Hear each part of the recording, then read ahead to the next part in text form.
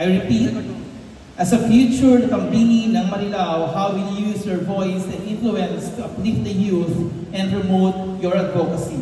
Bilang isang Lakambini sa hinaharap ng Marilao, paano mo gagamitin ang iyong boses at impluensya para matulungan ang kabataan at isulong ang iyong advokasya?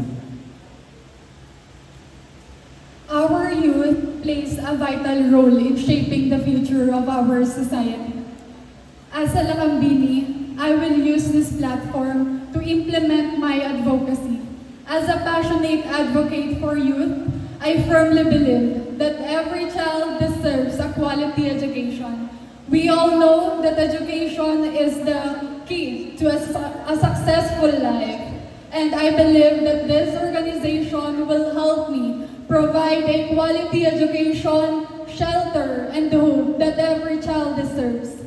Because I believe that a true Lakambini ng Marilao is someone who can live a remarkable and meaningful impact on her community. And I proudly stand here as that Lakambini. Thank you. Thank you very much, Lakambini ng Lambaki. English and Filipino. So here it goes. As a future Lakambini ng Marilao, how will you use your voice and influence to uplift the youth and promote your advocacy? In Filipino, bilang isang hinaharap na Lakambini ng Marilao, paano mo gagamitin ang iyong boses at impluensya para matulungan ang kabataan at isulong ang iyong advokasya? For the second time, I joined this pageant. I faced judgment and felt a lot of pressure. But despite all of that, I still see people who support me and put hard work on me just to continue this journey. And they are the one, not just the people who support me, but also the people who advocate, which is people with disability. They are the one who gave me strength to stand here again in front of all of you with a smile on my face. And they are the one who encouraged me to share my stories filled with struggles that can inspire everyone to believe on themselves and to pursue their dream fearlessly. I am committed to use this platform to advocate my advocacy, which is to support people with disability and inspire and influence everyone that use them as an inspiration to continue living no matter how hard the world is, because our life and always look for the beauty in our lives. Thank you. Thank you very much, Lakambini ng Poblacion. Are you ready to answer the question? Yes, sir. Okay, so I will read the question twice, both in English and Filipino. So here it goes.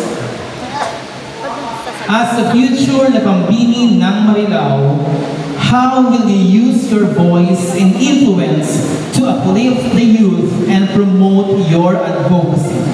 Bilang isang hinahanap na Lakambini ng Marilao, paano mo gagamitin ang iyong boses at impluensya para matulungan ang kabataan at isulong ang iyong advocacy? My advocacy is about redefining beauty. As you all know, I'm in the top 7 and I'm one of the smallest candidates. But for me, though I am not the tallest candidate here, nor having prettiest face, best or perfect body, but I am me. And I carry a big voice to uplift and a big heart to inspire others. And I think that is what truly matters, and that is what makes me a truly Lakambini. Thank you. Thank you very much, Lakambini ng Marilao. I feel nervous, but I feel inspired to be here in front of everyone. Alright, so let me read your question twice, both in English and Filipino. There you go. As a future Lakambini ng Marilao, how will you use your voice and influence to uplift the youth and promote your advocacy? Bilang isang hinaharap na Lakambini ng Marilao, paano mo gagamitin ang iyong boses at impluensya para matulungan ang kabataan at isulong ang iyong advokasya? Lakambini ng Marilao 2025, I am not just here to win the crown or own the title, but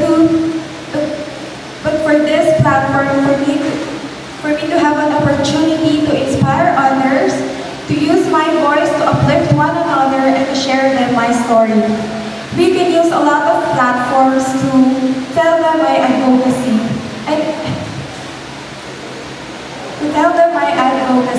I am not just here standing as a candidate, but as a representation of my hometown. Yun lamang po at magandang gabi, Marilao. Thank you. Thank you very much, Lakambini ng Tabing Ilog. Hello, Lakambini. How are you feeling right now? Nilalamig po. So malamig yung aircon sa bahay? Malamig! Nag-enjoy naman kayo? Yes po. Alright, so let us see kung mag-enjoy din ng mga tao sa iyong sagot. Are you ready? Pwede po bang umuwi na? Bawal. Alright? So here it goes. You don't have any other choice. So let me read the question twice, both in English and Filipino. Listen. As a future Lakambini ng Marilao, how will you use your voice and influence to uplift the youth and promote your advocacy? Bilang isang hinaharap na Lakambini ng Marilao, paano mo gagamitin ang iyong boses at impluensya para matulungan ang kabataan at isulong ang iyong advokasya? As a Lakambini, I believe I will use my voice to promote youth empowerment through education and awareness, because I believe many young people today feel lost or unheard, and I want to be a voice that encourages them to speak up, seek help, and make informed choices. And as a Lakambini, I believe that it is not just about physical beauty, it's about how you uplifts others and inspires others, because I believe a true Lakambini embodies grace, strength, and compassion, because a real beauty lies in creating a real impact. And I thank you. Thank you very much, Lakambini ng Prensa 1. Hello, Lakambini ng Prensa 2. Kamusta? Kinakabahan pero kakayanin. Alright, so are you ready for your question? I'm super ready. Very good. So let us see. I will read the question twice, both in English and Filipino. So here it is. As a future Lakambini ng Marilao, how will you use your voice and influence to uplift the youth and promote your advocacy?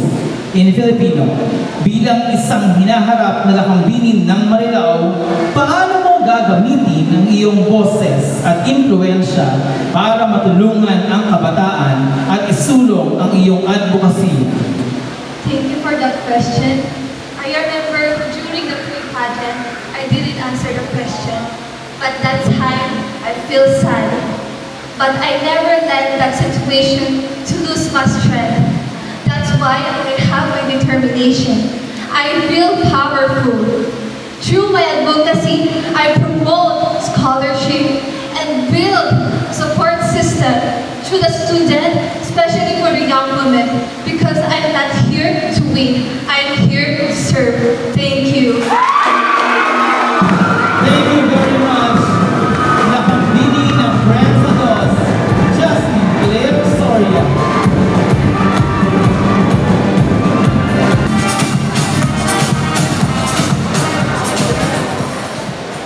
Alright, so how are you, Joshua? Anong pakiramdam that you are the first one to answer the question tonight among the Lakan finalists? I'm good, sir. Thank you. Alright, so are you ready to answer your question? So I will read the question twice, both English and Filipino. So here it goes. In your opinion, why is it important for every young person today to have an advocacy? In Filipino, sa iyong palagay, bakit mahalagang may advokasya ang bawat kabataan ngayon? Thank you for that question. Para sa akin, mahalaga na magkaroon ng isang advokasya, ang isang kabataan, dahil ito ang susi sa ating kinabukasan. Mahalagang paninindigan at kaalaman ang isang mabuting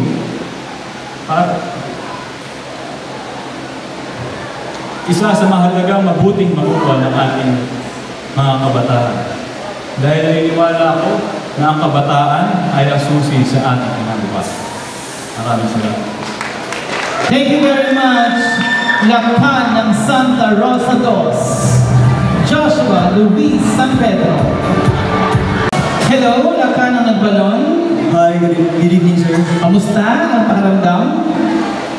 I'm so grateful right now, but emotional. Alright, so let us see. Are you ready to answer the question? Yes, I am. Alright.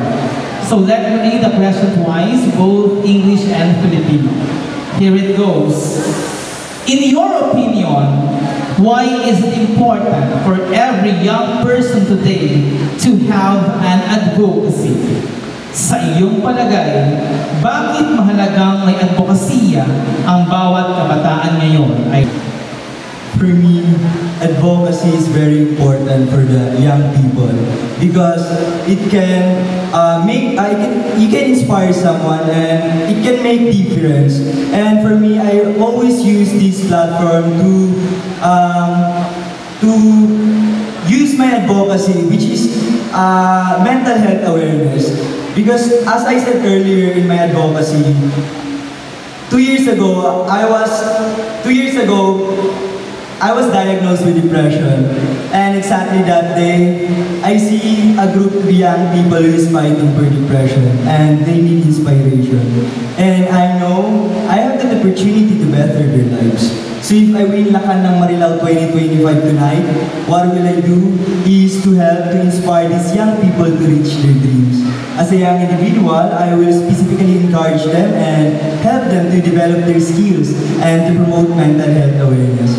Remember that we have a powerful potential in our youth, and we must have the courage to change all ideas so we may direct their power to our good ends. Thank you. Thank you very much. Hello, Lakan ng Lias. Hello po. Do you feel the pressure?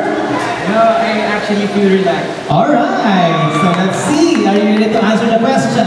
Of course. So here it goes. Let me read the question twice in Filipino and in English. In your opinion, why is it important for every young person today to have an advocacy? Sa iyong palagay, bakit mahalagang may advokasya ang bawat kabataan ngayon? Thank you so much for that wonderful question. Magandang gabi, Marileños.